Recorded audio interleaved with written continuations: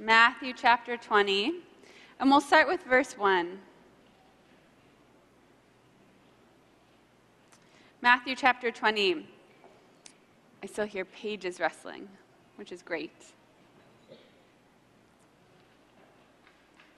Jesus said to them, "The kingdom of heaven is like a landowner who went out early in the morning to hire laborers for his vineyard.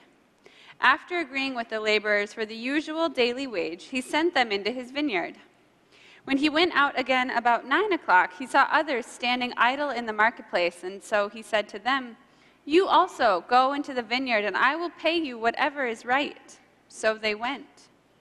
When he went out again about noon and about 3 o'clock, he did the same. And about 5 o'clock he went out and found others standing around. And he said to them, 'Why are you standing here idle all day?' They said to him, 'Because no one has hired us.' He said to them, 'You also go into the vineyard.' When evening came, the owner of the vineyard said to his manager, 'Call the laborers and give them their pay, beginning with the last and then going to the first.' When those hired about 5 o'clock came, each of them received the usual daily wage.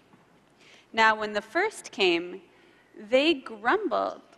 When the first came, they thought they would receive more, but each of them also received the usual daily wage. And when they received it, they grumbled against the landowner, saying, 'These last worked only 1 hour, and you have made them equal to us, who have borne the burden of the day and the scorching heat?' But he replied to one of them, 'Friend, I am doing you no wrong. Did you not agree with me for the usual daily wage? Take what belongs to you and go. I choose to give to this last the same as I give to you. Am I not allowed to do what I choose with what belongs to me? Or are you envious because I am generous? So the last will be first, and the first will be last." In this season of Lent, when we're talking about justice and peace and reconciliation, this is a tough text to have because it insults our sense of justice. It's just wrong. I mean, it's a nice sentiment and all about the last being first, but it feels wildly unfair. And from what I can tell in this text, God is wildly unfair. Our ideas of right and wrong are violated, ignored, completely upset. What kind of a God is this? What kind of a story is this? What kind of a world is this? Where is the good news in this? Doesn't this story encourage irresponsibility or laziness? I mean, this is not the Protestant work ethic, that's sure. What I hear in this story is greed, is craving, wanting, stockpiling, our incessant thirst for more, our clinging to status and rank. The true scandal of this parable is that we are all the same to God. We are all the same to God. And it's scandalous because we never really treat each other that way. We might like to think that we do. There are causes we fight for and believe in: marriage equality, racial equality, gender equality, but we don't treat each other like we're the same.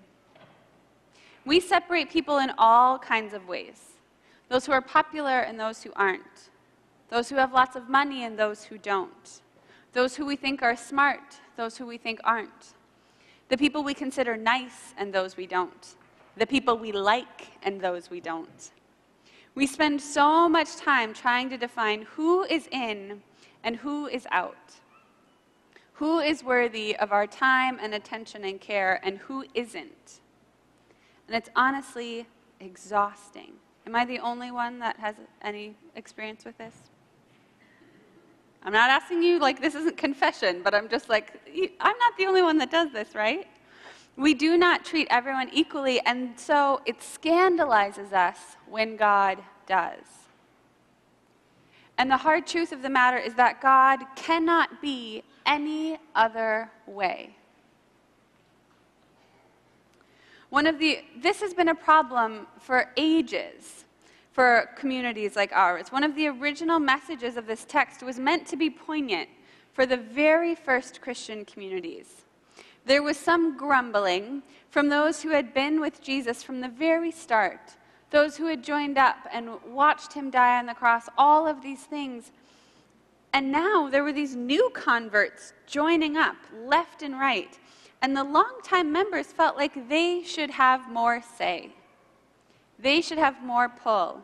But they needed to be reminded that no matter when you joined up, everyone is equal. In our context today, this equal love feels just as appalling, just as difficult.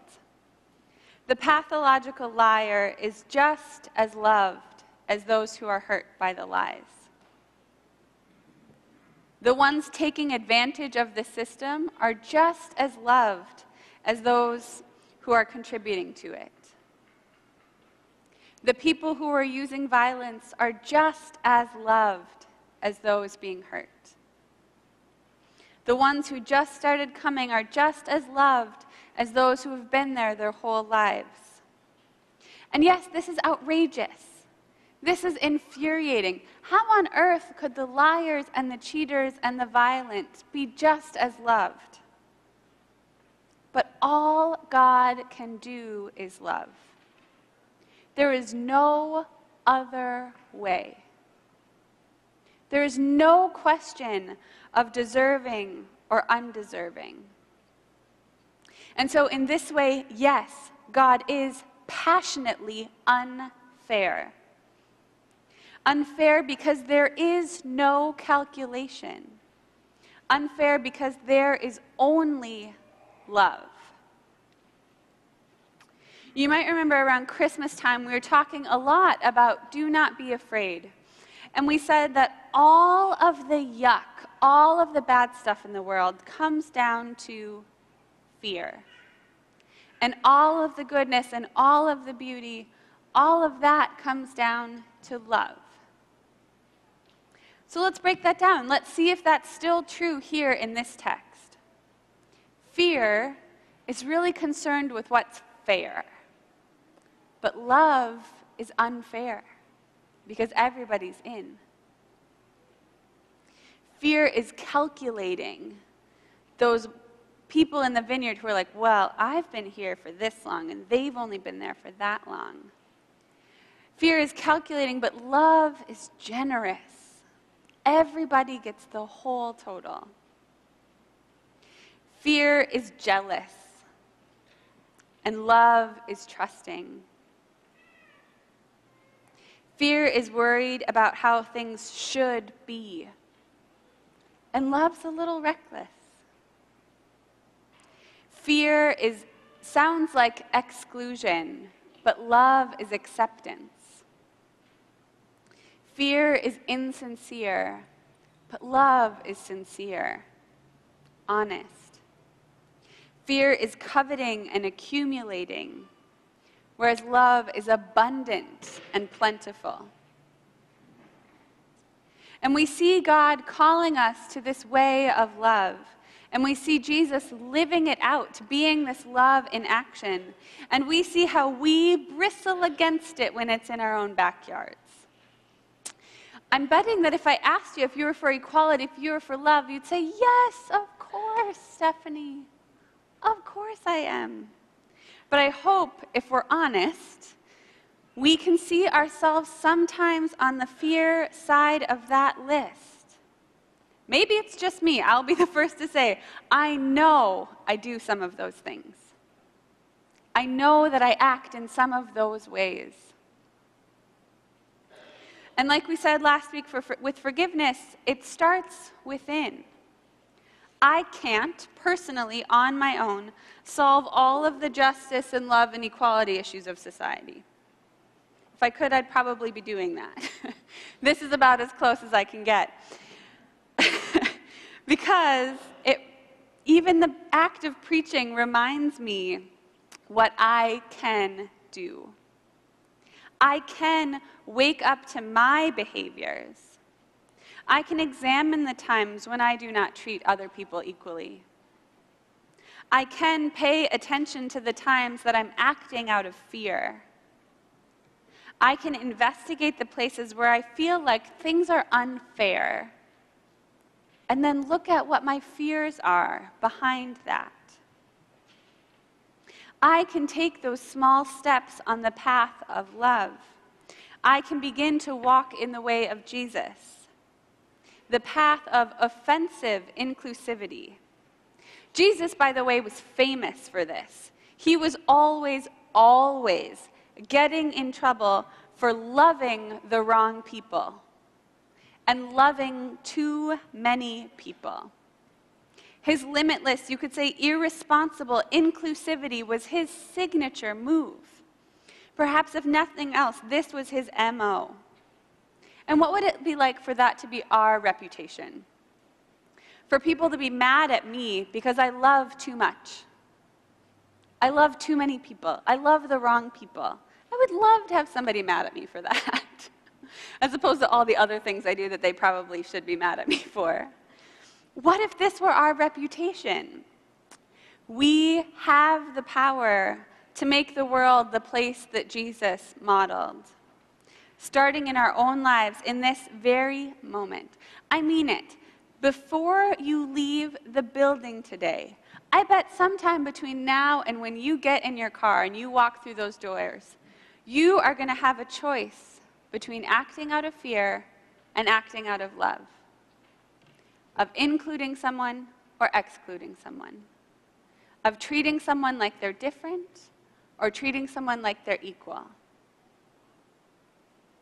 We can choose to be followers of Jesus, to walk in the way of love, to live with acceptance and inclusivity and an open heart. And when we look at it that way, thank God the world isn't fair. It's now our work to begin within and love with reckless abandon. So let's go together, make the world a little bit more unfair. Amen.